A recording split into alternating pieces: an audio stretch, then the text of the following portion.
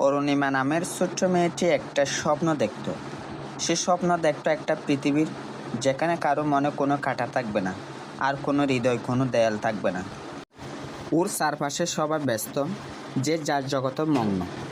কিন্তু ব্যস্ততার আড়ালে লুকিয়েছিল ছোটো ছোটো অদৃশ্য দেয়াল। কেউ কাউকে ভিন্ন দৃষ্টিতে দেখত, কেউ কথা বলার আগে দুবার ভাবত। অরুণিমা বিশ্বাস করত, এই দেয়াল ভাঙতে হাতুড়ি লাগে না, লাগে শুধু এক ফোঁটা মায়া, একটি কাজ যা ভালোবাসার এক সেঞ্চুরি করবে। ওর গ্রামের এক পাশে থাকতেন শৈল কাকা। কাকার মনটা ছিল অভিমানের পাথরের ঢাকা। বহুদিনের পুরনো একাকিত্ব তাকে চুপ করিয়ে রেখেছিল। একদিন অরুণিমা ওর হাতে আঁকা একটি রঙিন প্রজাপতি চুপিসারে কাকার দরজায় রেখে এলো। সে অপেক্ষা করল না, শুধু ভালোবাসার আলোতে রেখে চলে এলো।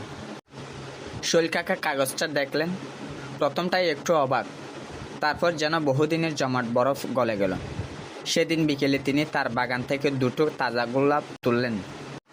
গোলাপ দুটো তিনি দিলেন গ্রামের একমাত্র প্রবীণ দিদিমাকে, যিনি সবসময় সবার জন্য প্রার্থনা করতেন। এতদিন যে কাকা মুখ তুলেননি, তাকে দেখে দিদিমা খুশি হলেন।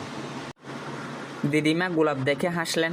তিনি অরুণিমাকে ডেকে বসালেন আর তাকে পুরনো দিনের একটা গান শেখালেন। গানটা ছিল শুধু ভালোবাসার। সেই গানটা সুরের স্রোত হয়ে ছড়িয়ে পড়ল গোটা গ্রামে। যখন একজন গাইত, আরেকজন তাকে সুর দিত। যখন একজন হাসত, আরেকজন তার কারণ হয়ে উঠত। অরুণিমার স্বপ্ন সত্যি হতে শুরু করেছে। এইভাবে তৈরি হয় ভালোবাসার সেই চেইন। আমরা এই সুন্দর পৃথিবীটা পরের প্রজন্মের জন্য ভালোবাসার উত্তরসূরি হিসেবে রেখে যাব।